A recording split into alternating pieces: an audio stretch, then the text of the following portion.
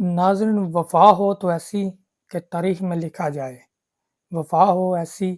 کہ اگلے 2 سال بھی لوگ بھول نہ پائیں، وفا ہو ایسی کہ جہاں محفل لگے تیرا ذکر ہو، وفا ہو ایسی کہ لوگ تیرے اچھے نام سے تجھے یاد رکھیں۔ جی ہاں، اسی طرح ایک وفا کا نام جس نے سب سے لمبی جیل کاٹی ہے وہ ہے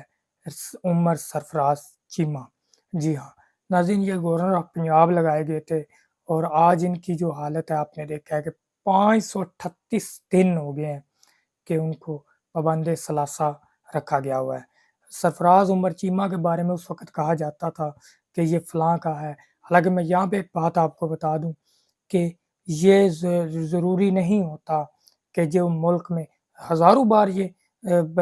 جو ہے ان کو کہ اقدار ملا ہوگا، پہلے یہ M P M N As بنے ہوں گے، لیکن جب اللہ کی طرف سے کسی کو ہدایت آ جائے یا کوئی ملک کے بارے میں یا اپنی قوم کے بارے میں کوئی سوچ رہے تو یاد رکھیے گا وہ ایک چٹان بن جاتا ہے۔ اسی طرح ایک چٹان بنا عمر سرفراز چیمہ۔ اس نے بے انتہا ظلم کے باوجود ایک اس کا پورا بازو جاتا رہا، سب کا گورنر رہنے والا، اور جب پرویز لائی نے اسے لگایا گیا تھا تو چودھری پرویز لائی صاحب پہ بہت ساری تنقید کی گئی تھی، تو آپ نے دیکھا کہ پرویز لائی بھی وفا کر گیا اور ان کے ساتھ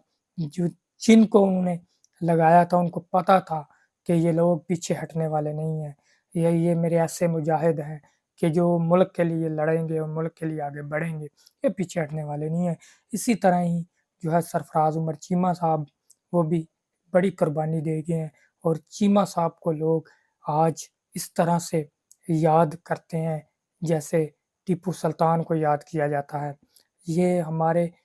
ملک کا ایک ایسا سرمایہ جسے تاریخ کبھی نہیں بھولے گی اور وفا کے نام سے یاد رکھے گی عمر سرفراز چیمہ کو۔ یہ عمر سرفراز چیمہ جس نے نہ صرف اپنے خاندان کا نہ صرف اپنے قبیلے کا بلکہ اس پنجاب کا بھی